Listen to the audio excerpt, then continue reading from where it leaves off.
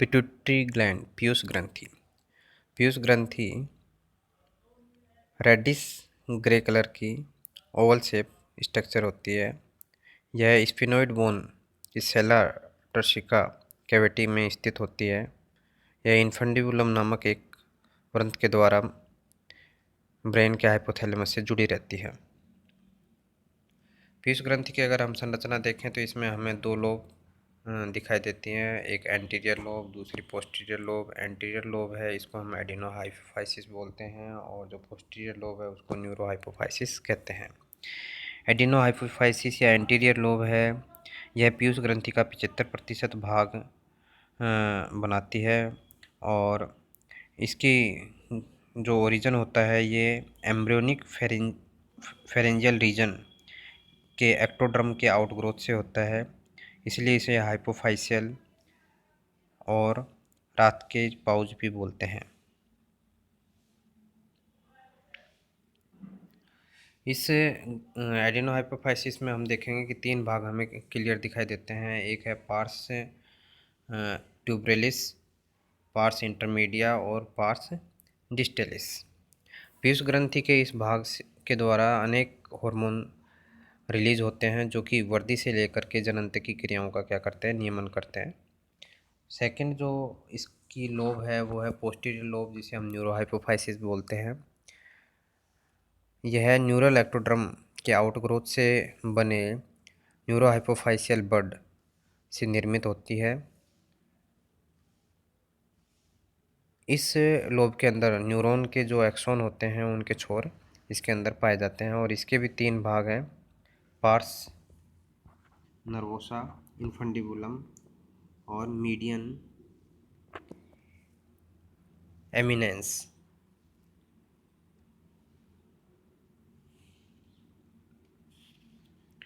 Hormone secreted by एडिनोहाइपोफाइसिस।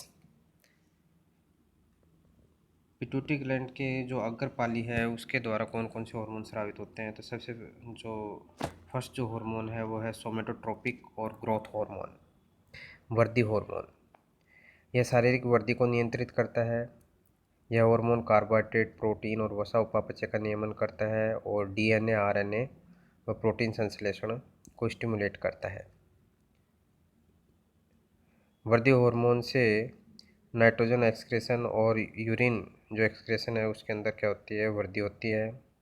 यह रक्ताणु की उत्पत्ति को भी प्रभावित करता है। नेक्स्ट है प्रोलैक्टिन और ल्यूकोट्रोपिक हार्मोन। यह हार्मोन प्रेगनेंसी और लैक्टेशन के समय स्रावित होता है, और ल्यूटिनाइजिंग हार्मोन के साथ यह कार्पस ल्यूटियम द्वारा प्रोजेस्टेरोन हार्मोन को स्रावित करवाता है, तथा एस्ट्रोजन के साथ यह मेमरी ग्लैंड की वृद्धि को प्रभावित करता है। नेक्स्ट है thyroid stimulating hormone, TSH hormone. Thyroid प्रेरक हार्मोन, यह थायराइड ग्रंथि के सामान्य वृद्धि व सक्रियता को प्रेरित व नियंत्रित करता है। यह थायराइड ग्रंथि को थायरोक्सिन संश्लेषण करने के लिए उद्दीपित करता है। नेक्स्ट है एड्रिनोकोर्टिकोट्रोपिक हार्मोन, एसीटीएच हार्मोन। यह एड्रिनल जो ग्रंथि होती है उसके कॉर्टेक्स के हार्मोन के उत्पादन व स्रावण को क्या करता है, नियंत्रित करता है। नेक्स्ट है गोनेडोट्रोपिक हार्मोन। यह हार्मोन गोनेड्स की वृद्धि व सक्रियता को नियंत्रित करते हैं, और ये 2 प्रकार के होते हैं, ल्यूटिनाइजिंग हार्मोन और इंटरस्टिशियल सेल स्टिमुलेटिंग हार्मोन, और सेकंड है follicle stimulating hormone. First LH और आईसीएसएच। यह हार्मोन एफएसएच के साथ ओवुलेशन में महत्वपूर्ण भूमिका निभाता है। यह हार्मोन थीका इंटरना कोशिकाओं से एस्ट्रोजन व प्रोजेस्टेरोन नामक हार्मोन के स्रावण को प्रेरित करता है, और जो मेल होते हैं उनके टेस्टिस में स्थित इंटरस्टिशियल सेल से नर हार्मोन टेस्टोस्टेरोन के स्रावण को भी प्रेरित करते हैं। फॉलिकल स्टिमुलेटिंग हार्मोन एफएसएच, यह हार्मोन फीमेल में अंडाशय की फॉलिकल वृद्धि और फॉलिकल कोशिकाओं के को एस्ट्रोजन स्रावण के लिए प्रेरित करते हैं, तथा ओवुलेशन की क्रिया को भी प्रभावित करते हैं। वह नर के अंदर स्पर्म फॉर्मेशन की प्रक्रिया को भी नियंत्रित करते हैं। नेक्स्ट है last melanocyte stimulating hormone MSH. यह हार्मोन एडिनोहाइपोफाइसिस के पार्स इंटरमीडिया द्वारा स्रावित होते हैं और मेलानिन के संश्लेषण को प्रभावित करता है। Hormones from neurohypophysis. न्यूरोहाइपोफाइसिस भाग है, ये स्वयं कोई हार्मोन का निर्माण नहीं करता, बल्कि इससे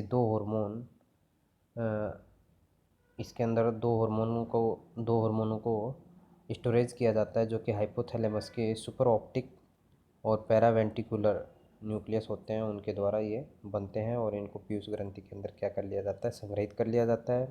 व आवश्यकता पड़ने पर सक्रिय अवस्था में इनको क्या किया जाता है, रिलीज किया जाता है। ये दो हार्मोन है, ऑक्सीटोसिन और वैसोप्रेसिन। ऑक्सीटोसिन यह फीमेल के जो यूट्रस की पेशियां हैं उनमें संकुचन के लिए उद्दीपित करता है, और साथ में जो स्मूथ मसल्स जैसे यूरिनरी ब्लैडर है, गोल ब्लैडर है, इंटेस्टाइन है आदि को भी ये प्रभावित करता है। यह मेमरी ग्लैंड द्वारा दुग्ध निष्कासन को नियंत्रित करता है। मेमरी ग्लैंड की जो मायो एपिथेलियल कोशिकाएं हैं उनमें संकुचन करता है। नेक्स्ट है वैसोप्रेसिन हार्मोन, जिसे हम एंटी डायूरेटिक हार्मोन भी बोलते हैं। यह वृक्क कोशिकाओं व नलिकाओं के द्वारा यूरिन में जो जल की मात्रा है उसको नियंत्रित करता है, और इसकी कमी से यूरिन में जल की मात्रा में वृद्धि हो जाती है, और इस रोग को हम क्या बोलते हैं, डायबिटीज इंसिपिड कहते हैं।